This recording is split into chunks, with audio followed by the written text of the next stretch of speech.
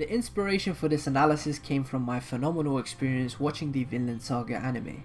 If you haven't seen it yet, this video is not for you as I will be discussing spoilers for the entire season. Initially, this was going to be a video talking about how Askeladd is the perfect anti-hero. But then I sat back and thought to myself, is Askeladd really just an anti-hero? Is Askeladd definable by a single archetype? Isn't he both an anti-hero and an anti-villain, or could he potentially be neither?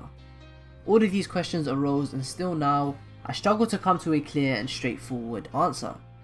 There's a lack of analyses and people talking about the glory of this phenomenal character online, so I thought to take it upon myself and try to analyse every inch of Askeladd's character, and hopefully you guys can help me come to a conclusion.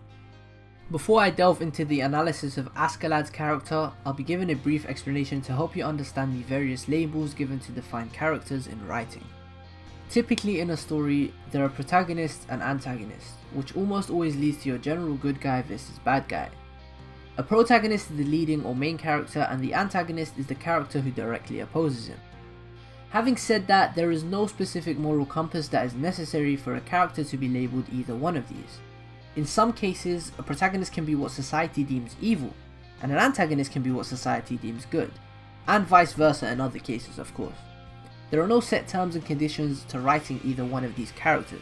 The only rule is that they must oppose, not necessarily in character or ideology, but they must oppose through their actions and compete. Making it known that character is either one of these isn't enough to characterize them.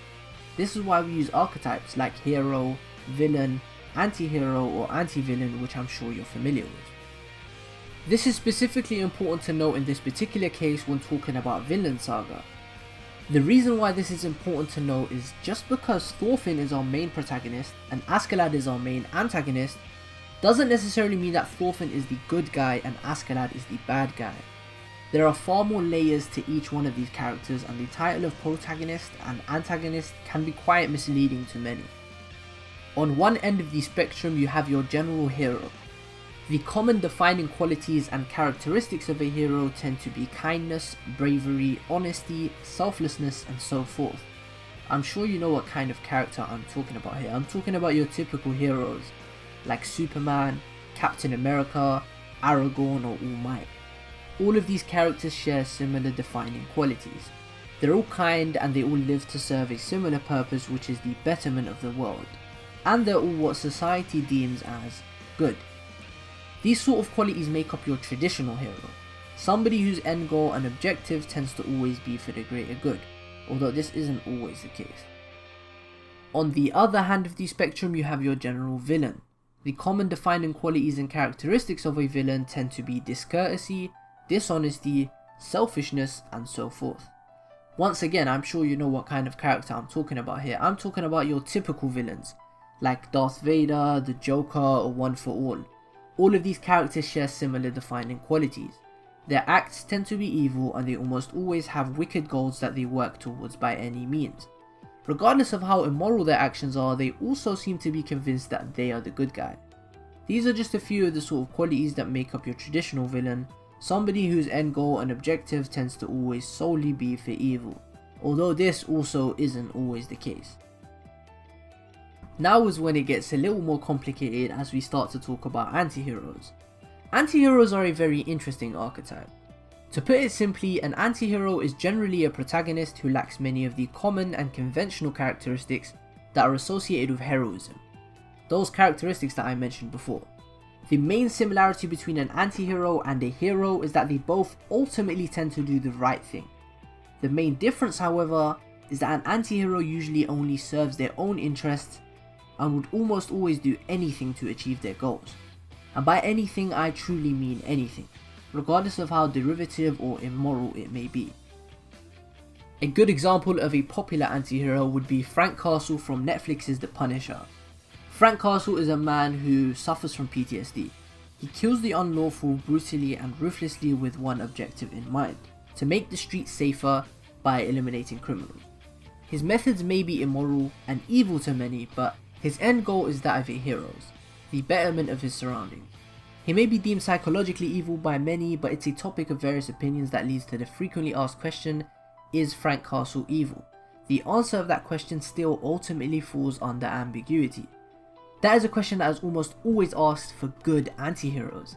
Their actions may be extremely unorthodox and even vile at times, but their end goal is always for a positive cause. These are actually in fact very common topics in philosophy which delve into logical fallacies and unanswered questions like do two wrongs make a right, which I'm afraid I'm not well versed in at all. Anywho, let's not delve too deep into that. The next archetype to me is the most interesting of the four, and that is the anti-villain.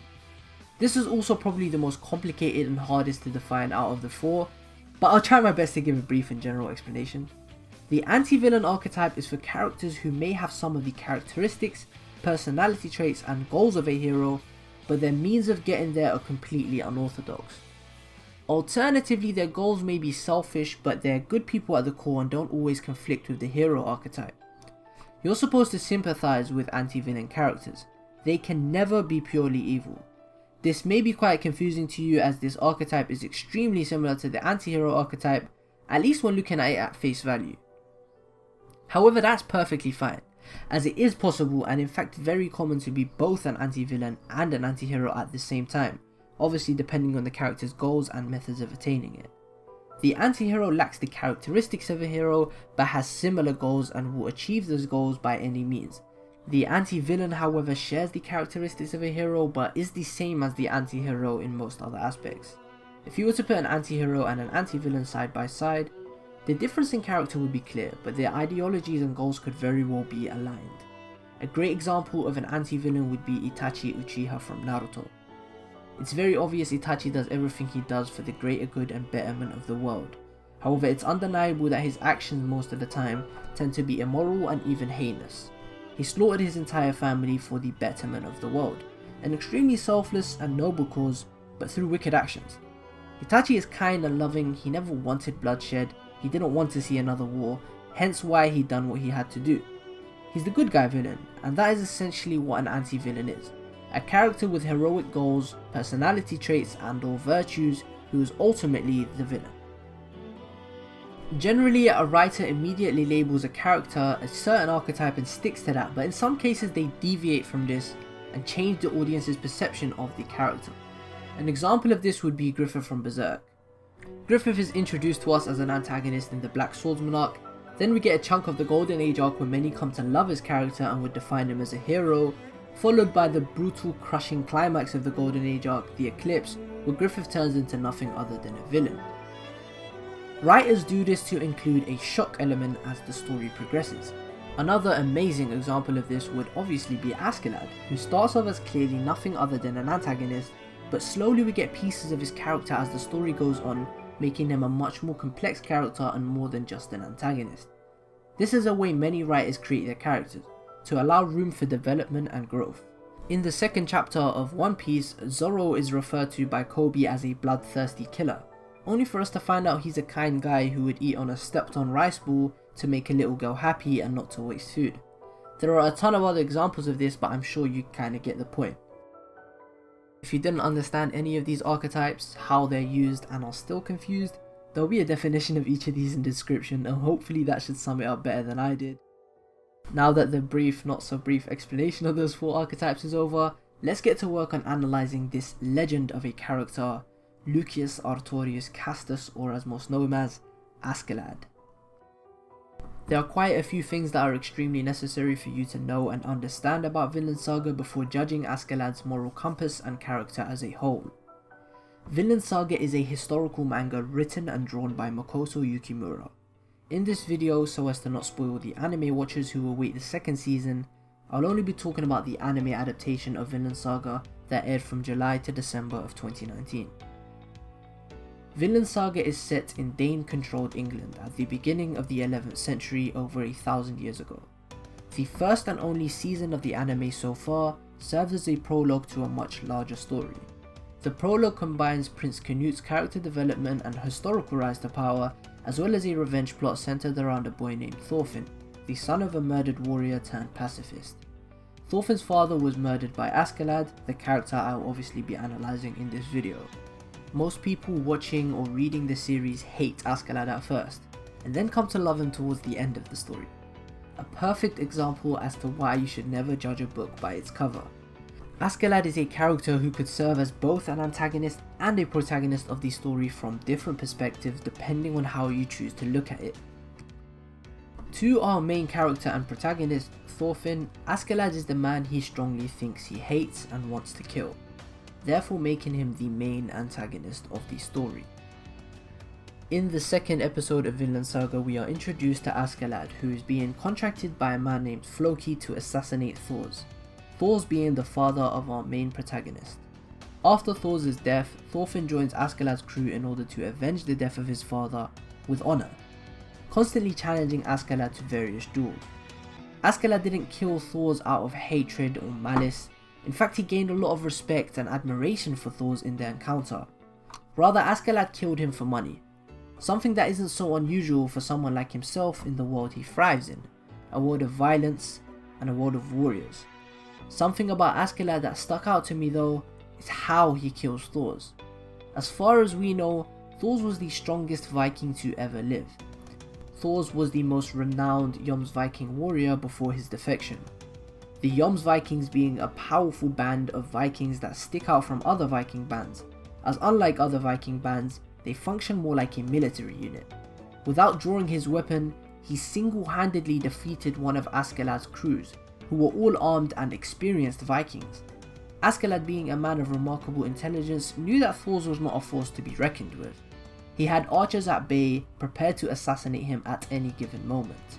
Thors notices this and proposes to fight Askeladd in a duel, under set conditions, in order to avoid risking any bloodshed. Askeladd could easily kill Thors and his group at any given moment. However, Askeladd does know that disagreeing to this duel would be shameless, and he's also taken a keen interest in Thors, so he accepts Thors' proposal. Askeladd swears on his father Olaf and the Norse god Odin that if Thors wins, Thors and his group are allowed to leave safely. Askeladd puts up a great fight, but Thors, being Thors, wins the duel. Regardless, Askeladd breaks his promise and still has Thors riddled with arrows and killed. This is at the very least dishonourable and out of character for a Viking. Vikings may be seen as savage beasts, but to break an oath by the gods is seen as lesser and is punishable by exile and even death in some cases. However, as we learn later on, Askeladd has his reasons for breaking this oath and taking it so lightly. In order to understand this though, we have to take a look at Askeladd's backstory and frame of mind. As we learn much later in the season, Askeladd isn't just a Dane. In fact, he's only half Danish. His mother was a Welsh noblewoman who was captured and enslaved by the Norse warrior Olaf, Askeladd's father. Not only is she a Welsh noblewoman, but she is a descendant of Lucius Artorius Castus, a Roman military commander from Britannia, who was also believed to be the origin for the legend of King Arthur. He hates his Danish blood and the Vikings' ideals completely. He even killed his own father growing up. Why this is noteworthy is because Askeladd doesn't just make one promise to Thors, he makes two. Askeladd obviously breaks the first promise, but not the second. The second promise was to withdraw his troops and let everyone aside from Thors live, which he promises he will abide by, but instead of swearing on his father's name and the Norse god Odin, he swears in the name of his ancestor Artorius. This speaks volumes to me, as Askeladd may seem dishonourable to the audience at first, but you come to realise that he actually just has no respect for Norse tradition, and there's far more to the bigger picture. His initial plan was to enslave the men who were accompanied by Thors and make money from them, including Thorfinn, yet he chooses to spare them in spite of what they've seen. Even when Ari attacks Askeladd out of rage, just after Askeladd has riddled Thors with arrows, he punches Ari and teaches him a lesson. He tells him, you should start valuing your life and being grateful to Thors. He was a man who was worth more than 100 bratty kids like you. Askeladd's admiration for Thors is clearly evident and tells us that Askeladd isn't purely evil in any way, shape or form. This mentor-like aspect of Askeladd is something we see continually throughout the season. He mentors Thorfinn every step of the way. As we the audience know, he does do this with self-serving motives in mind, practically using Thorfinn as a tool for a large majority of his life, but in spite of that, it's undeniable that Askeladd felt a certain sense of duty in raising Thorfinn, which likely stems from his respect for Thors and his final promise. In Askeladd's dying and final moments, he asks Thorfinn, "What do you plan to do with your life? What did you plan to do once you killed me?" This can be interpreted in many ways, but what I took from this was a sense of sentiment and even pity for Thorfinn. Askeladd and Thorfinn's childhoods parallel to a great degree. Both of their childhoods were stained by a sense of duty and vengeance. Askeladd spent the majority of his adolescence with a mission: to gain the trust of the father he hated and murder him, to avenge the wrongdoings his father dealt upon his mother. He spent years plotting and eventually murdered his stepmother and father in cold blood, blaming it on one of his brothers. Askeladd spent his adolescence very similarly to the way Thorfinn did, scheming and thinking of nothing but revenge. On his deathbed, he practically asked Thorfinn, "What did you plan to do once you gained your revenge?" Something he must have asked himself years ago. Askeladd lived quite a bitter life until the very end. We only see true passion for him when we're introduced to Prince Canute and Askeladd begins his master plan to secure the safety and well-being of his motherland, Wales. That I'll get into a little bit later. Regardless of how Thorfinn thinks he feels towards Askeladd, Askeladd plays a very paternal role towards him in the story. Askeladd had multiple opportunities to kill Thorfinn from the beginning of the story. In their duels, Askeladd always defeats him effortlessly but never finishes him off. Instead, he chooses to give Thorfinn advice on how to live, how to fight, and how to get what you want. Why do you think the reason for Askeladd continually sparing and teaching Thorfinn was? Was Askeladd still bound by honour to the promise he made to Thors all those years ago? Or is it simply because Thorfinn was an extremely useful warrior to Askeladd's cause? Or was it because he saw himself in Thorfinn, as children they were both driven by malicious intent and vengeance? I actually think it's a combination of all three, and they all tie into my reasoning as to why Askeladd could potentially serve as the protagonist of the prologue from another perspective. That perspective, of course, being the people of Wales. In the 13th episode of the season, we meet Asa, a Welsh envoy sent to intimidate Askeladd's crew. In this episode, we learn not only that Askeladd can speak Welsh, but that his mother is Lydia and he is a descendant of Artorius, carrying on the bloodline of the war gods of Old Britannia. The change in Asa's behaviour and expression here is extremely telling. His expression changes from somewhat intimidating and domineering to calm, collected, and even awestruck at what he has learned. Askeladd briefly goes over his plan to attain a treaty of non-aggression between the Danes and the Welsh, fulfilling his role as a Welsh nobleman and keeping peace in his motherland.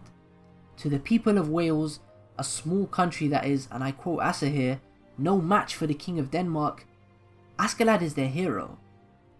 His legacy may be tarnished and he will forever be remembered as the madman who killed the king in cold blood, but we the audience know his intentions. Everything he had done in the latter stages of the season were for the benefit of Wales. For a man as self-serving as he was built up to be, Askeladd can be quite selfless. In fact, I'd argue that although Askeladd as a character has done some things that are probably despicable and immoral from a modern society's point of view, he is a character that's probably more honourable than the majority of people in the manga. Askeladd's a man who wanted to do the right thing for his people. One of my favourite moments in season 1 of Vinland Saga is in episode 22, when Askeladd gives Canute, Thorkel and Thorfinn a brief understanding of how he lived as a child. Askeladd worked like a slave, to the point where he was always covered in ash, coal and other unpleasant things, thus he was given the name Askeladd, which means covered in ash. His father was from a powerful Danish family and was a Viking just like any other. He had lots of kids with random women, but he only named and loved the kids he had with his legitimate wife. Askeladd's mother, who was driven to madness by sickness and poverty, approaches Olaf one day believing him to be the legendary Artorius. Askeladd watches as his father unsheathes his blade and prepares to slice off her head. Narrating his own childhood, Askeladd says here, this is when he realised that if the legendary Artorius wasn't coming now, he would never come. This was Askeladd's epiphany. As a young child, it had finally become clear to him that somebody must do it. Not a person, not a god. Somebody, a man, In this particular case though, himself. This was the birth of Askeladd's sense of duty. In the earlier portion of the series, in the 8th episode, we meet a feudal lord from Jutland named Gorm. Jutland is where Askeladd was raised. We find out later in the season that Askeladd hates his Danish blood and Vikings as a whole and as a culture, but at this point in time we're led to assume this is the home that he loves.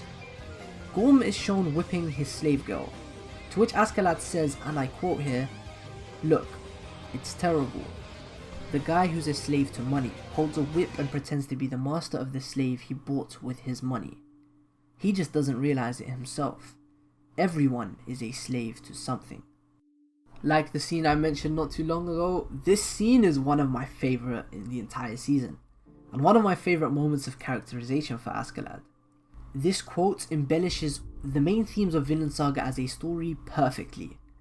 Everyone is a slave to something. Gorm is a slave to his money. Thorfinn is a slave to his need for vengeance. Leif is a slave to duty, to bring back Thorfinn home and fulfill his promise. Thorkel is a slave to his ability and urge to fight the strong. Canute is a slave to his royal bloodline and birthright. King Svein is a slave to the crown and his kingship. And Askeladd too is not exempt from this recurring theme. In fact, he's the perfect example, as Askeladd isn't just a slave to one thing, he's a slave to many things. He's a slave to his ancestor Artorius' legacy, he's a slave to his sense of duty to protect Wales at any cost, and he's a slave to the love of his mother and her people. However, there's an undeniable darkness to the extent that Askeladd would easily go to for the benefit of his people. That undeniable darkness within Askeladd is clear, and is clear for the entire season. However, this example I'm about to give I think explores it perfectly. Askeladd wanted to transport Prince Canute back home, by any means necessary, in order to ensure the safety of his motherland and people. In the 14th episode of the season, which is actually one of my favourite episodes, Askeladd's crew venture from the Welsh lands to return to Gainsborough through a harsh snowstorm. This episode was incredibly hard for me and many others to watch, as it serves as a reminder that our protagonists are not heroes. They are pillagers, murderers, savages, and they are Vikings. To quickly summarise the episode, Askeladd and his crew leave Wales and come across a small village, where we're introduced to a small girl named Anne. Through Anne, Yukimura delivers a bitter yet spectacular message, making this episode one of my favourites. I won't delve into that in this video, but I'm sure you guys know what I'm talking about. I may just make a separate video regarding that, as it would take quite some time to talk about in this one. Anywho, Askeladd and his crew begin to pillage this small village of Christians. They manage to muster up enough provisions for 50 men to survive through the winter, leaving the innocent villagers with nothing. It is very likely that the villagers, including women and children, will freeze and starve to death. It is also very likely that the villagers could potentially go and get help, which is something Askeladd cannot risk. This is where Askeladd plays executioner and slaughters all of the villagers, including the women and including the little children.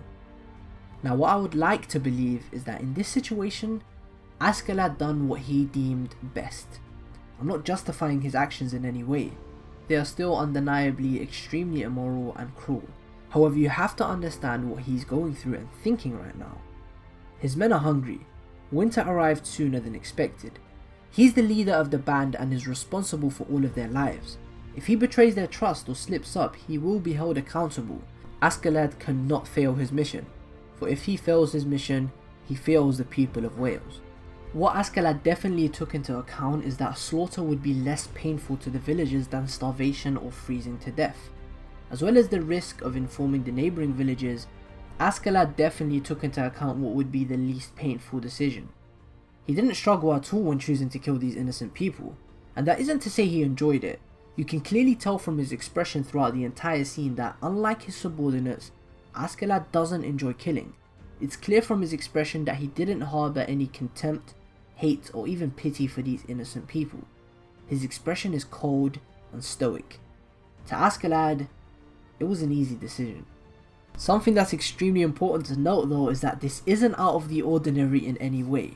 It's extremely explicit in this episode, but you mustn't forget that we've seen Askeladd's crew pillage and murder before. However, this is the episode just after a string of episodes that romanticize Askeladd. Episodes that introduce his Welsh heritage and his royal bloodline and hatred for Vikings. To see him turn around and be the exact same man he was a few episodes ago is actually extremely realistic, and it's something I really appreciate about Yukimura's writing. The previous episodes build him up to be some sort of a hero by the end, just for episode 14 to metaphorically slap you in the face.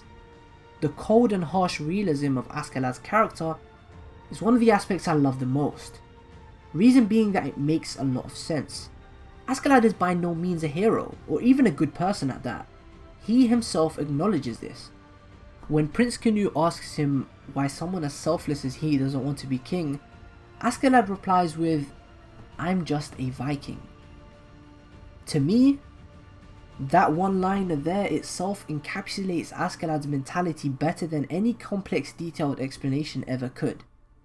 That tells us he knows right from wrong, he knows good from bad, he knows what kind of man he is, and hates the kind of man he is. Askeladd is a Viking just as much as Thorfinn, or Bjorn, or even Thorkel at that.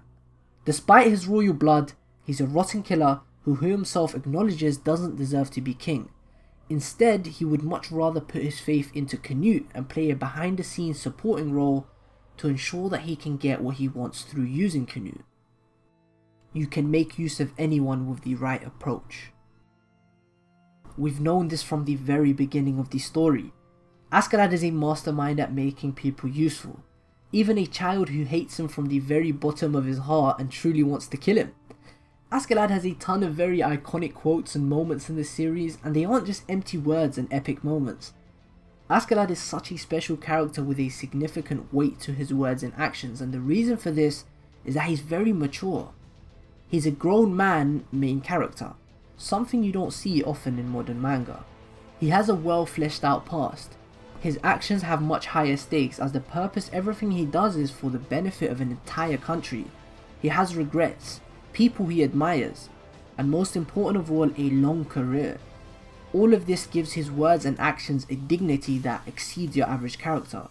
His role in the story, anti-hero, anti-villain, the main character of the prologue, whatever you think it is, influences our main character and turns him into the person he is.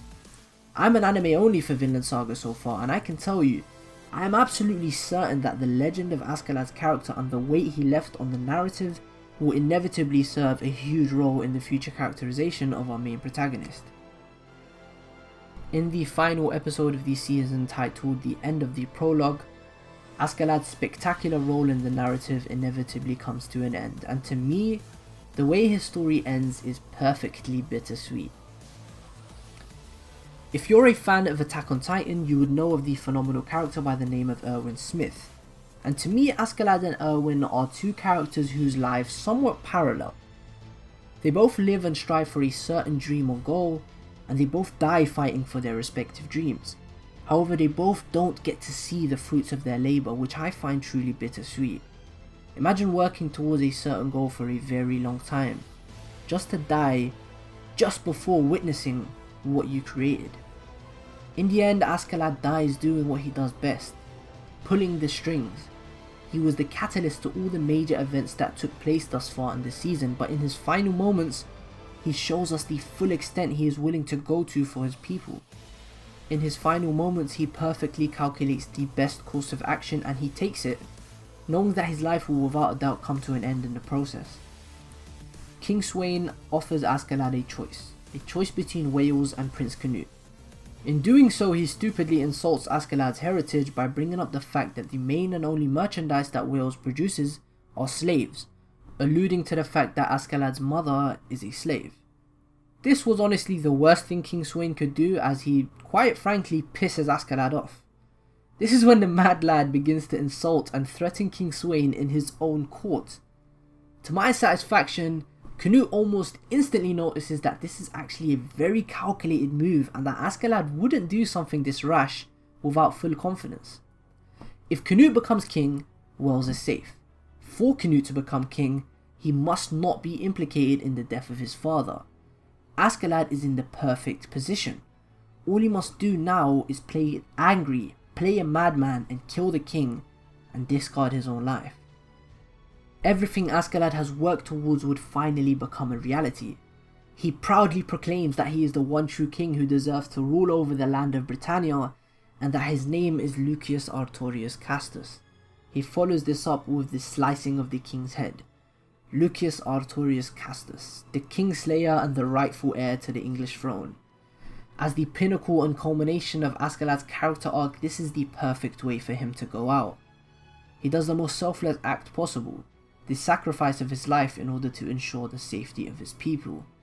This would have been an amazing end to his character, but Yukimura makes it even better with the final interaction and last words of Askeladd to Thorfinn.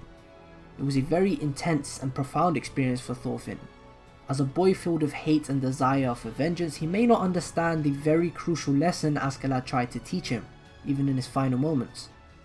That lesson being that Askeladd here on his deathbed is what happens to you if you live for vengeance. He tries to teach Thorfinn what Thors had tried to teach him all those years ago, that killing and revenge isn't the way to live your life. Now that Askeladd is dead, Thorfinn is finally somewhat free. Knowing this, Askeladd tries to push Thorfinn forward, to start the next stage of his life, free from hate and vengeance, which is unfortunately the bitter life that Askeladd lived. Watching Vinland Saga weekly was truly a phenomenal experience. The characters so beautifully written, the amazing directing and work from Wit, the soundtrack, the charisma of Thorkel and intrigue of Thorfinn, the greatness of Thors and the perfection of Askeladd. I long for the day I wake up and get the news of a second season's confirmation. However, until then, I very well may be reading the manga. I've seen some panels and Yukimura is an amazing artist. On that note though, this character analysis has come to an end. Please feel free and welcome to let me know what you guys think of my analysis of who I nominate as the best character of 2019, and arguably in the top 5 of the entire decade. I love any criticisms and suggestions for future videos. If Vinland Saga content in particular is something you'd like to see, feel free to let me know in the comments below. I've been Fiji, peace.